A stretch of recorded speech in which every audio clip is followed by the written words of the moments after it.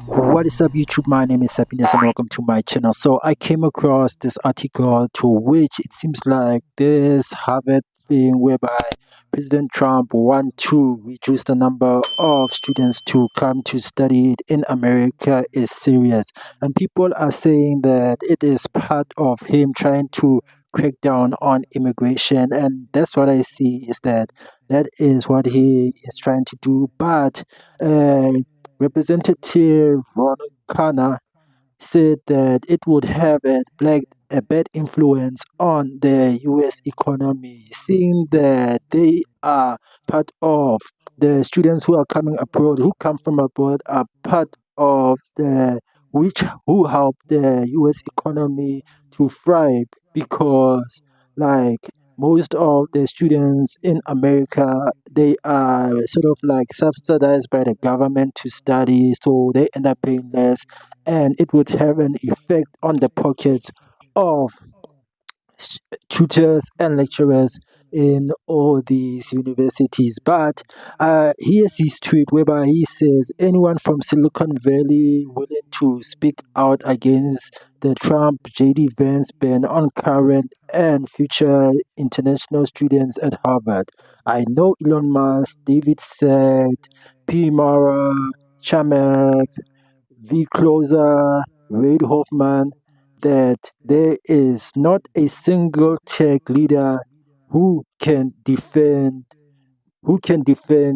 this on the metrics. So I'd like us to look at this video to which he explains and then also we'll try to break it down for you guys. Well, first, let's talk about the economics. I know you've had Secretary Howard Lutnick on. He always loves talking about lowering the trade deficits. Here are the facts. International students contribute $44 billion to the American economy. It's one of our biggest exports of anything. If you want to lower the trade deficit, just in terms of tuition, travel, staying. life expenses, universities employ about 1.5 million people. You go talk to Stanford, you talk to other state colleges. Many of them rely on international students to be able to have the employment they do. They help but defray the costs, so American students don't have to pay as much. And then the reality is that you have people like Elon Musk who are foreign students. I mean, they have been embedded in Silicon Valley and the companies that have been created. Wait a minute. Now you like him for a second again? I've known Elon 15 years. No, I'm I've known him 15 years. I've tried, you know. You're a Democrat. You can't say good things about him right now. Look, I've always praised Tesla. I've praised SpaceX. I've praised his innovation. And you see now him having certain concerns. He's criticized the repeal of the tax credits on clean tech. I guarantee if you have him on, he would criticize banning foreign students. I don't think anyone really wants to do that. But then, Boulder yesterday, I'm at a loss. Well, it's horrible anti-Semitic terrorism needs to be unequivocally well, it hasn't been. We debate this all the time. Yeah, What do you think the answer is? We were talking actually about what happened at MIT just during the graduation ceremony on Friday. You wanted me to say that I love my alma mater. I did not say that to you.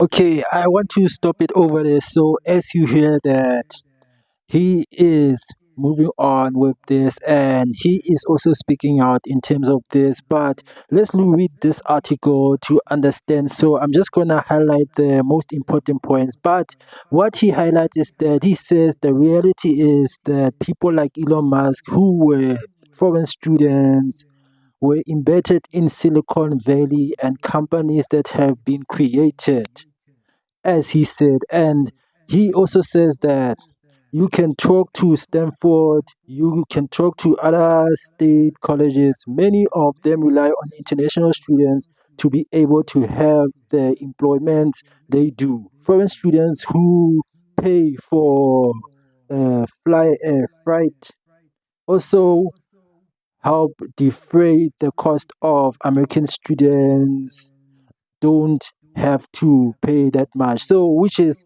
I agree with what they're saying because hence I would go back to saying that most of these American students are mainly subsidized by the government. And if you take an international student, he would be able to pay off most of the money that would cover the expenses to which the university, sorry about that, needs to cover. So also they say that over here during the 2023-2024 school year, international students contributed roughly $43.8 billion to the US economy, according to the nonpartisan nonprofit NEVSA, the Association of International Educators. So there you go, is that they really contribute that much to the US economy, and for Trump to try and crack down on illegal immigration. And remember that these are people who are well documented, well registered within the system of America. They didn't come to America illegally, but they came through proper channels, and they can be the future leaders of America, like Elon Musk and the rest of them, if we could, like David Sachs, who have made a contribution to the American society. But despite that, and also he says that here that he also has been an outspoken critic to the Trump administration effort to target international students as part of the crackdown on both immigration and progressive campus culture at some of the national top university. And I would like to say this, guys, again, like for him to try to crack down when we are going back to this is what American voted for. I mean, like, how does it assist America as a whole if he is sort of like chasing away the next tech giants of the American economy in the future? So over here, also last month, the Department of Homeland Security moved to revoke Harvard University's ability to enroll international students, marking a dramatic escalation of the administration's effort to compel the university to adopt the Trump administration ideology proposed.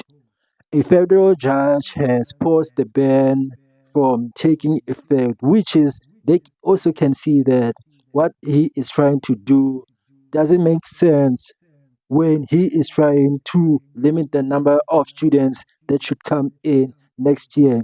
And most students now might be thinking of looking for other places to study, like take example European, and also let's not forget about China, because China is a powerhouse at the moment. So all these tech giants, all these next tech giants and next students who will change the economy of America will be going to China, their own competitors. So is it a good thing to which Trump is doing?